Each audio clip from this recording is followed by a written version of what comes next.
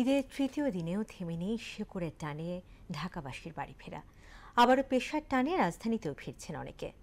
রেলপথে যাত্রীদের আস্থা থাকলেও কমিউটারের টিকিট নিয়ে রয়েছে ভোগান্তির অভিযোগ।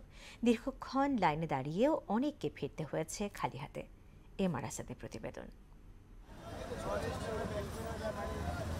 গ্রামের বাড়িতে স্বজনদের সাথে ঈদ ছুটি কাটিয়ে ঢাকায় ফেরা শুরু হয়েছে। দেশের বিভিন্ন প্রান্ত থেকে রাজধানীর টার্মিনালগুলোতে ভিড়ছে দূরপাল্লার বাস। বিশেষ করে কর্মস্থলে যোগ দেওয়ার তাড়া থেকে অনেকে আগেই ফিরছেন রাজধানীতে। তবে কমলাপুর রেল স্টেশনে দেখা গেল উল্টো চিত্র। ঈদের তৃতীয় দিনেও দেখা গেল ঘরমুখ যাত্রীর চাপ। এক্সপ্রেস ট্রেনে টিকিট না পেয়ে কমিউটারকে ভরসা করেন তারা। তবে সেখানেও পড়তে হয় নতুন ভোগান্তিতে। এখন তো লোকালটাই আমরা বেশিরভাগ চুজ করি, কারণ ইন্টারসিটি তো টিকিট পাওয়াই যায় না। এটাতে পাওয়া যায়, তাও লাইন প্রায় 2 ঘন্টা আগে আইসা দাঁড়াইয়া 2-3 ঘন্টা আগে। আমার ছেলেরা দাঁড়া করেছে, ওদিকে মহিলা দাঁড়ায় আছে। একটা টিকিট দিলেও তাহলে এত সময় লাগে কেন? আমরা 8টা থেকে লাইনে দাঁড়াইছি, এখন পর্যন্ত আরো অর্ধেক লাইন রয়ে গেছে।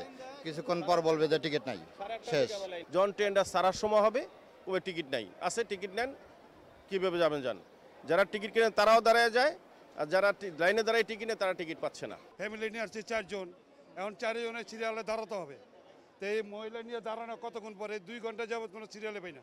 তাহলে এত দূর যাবো, টিকিট পাচ্ছি না। এমন অনিয়ম আর ভোগান্তি নিরসনে কর্তৃপক্ষের বিশেষ তদারকি চান যাত্রীরা। এই যে লোকটা দাঁড়ায় আছে কতক্ষণ ধরে, উনি কয়বার চেঞ্জ করছে, ওনার ঠিক ঠিকানা নেই, ব্ল্যাক টি শার্ট পরা। তো এইভাবে তো আমরা টিকিট পাচ্ছি না। টিকিট লাগাইছিলাম, টিকিট মনে করেন পাইছি না ভাই। মেথি গান্দা গেলাম, সিট নাই। তাড়াহুড়ো করে ট্রেনে উঠতে গিয়ে অনেককেই জীবনের ঝুঁকি নিতেও দেখা যায়। এমআর আসাদ, মোহনা সংবাদ, ঢাকা।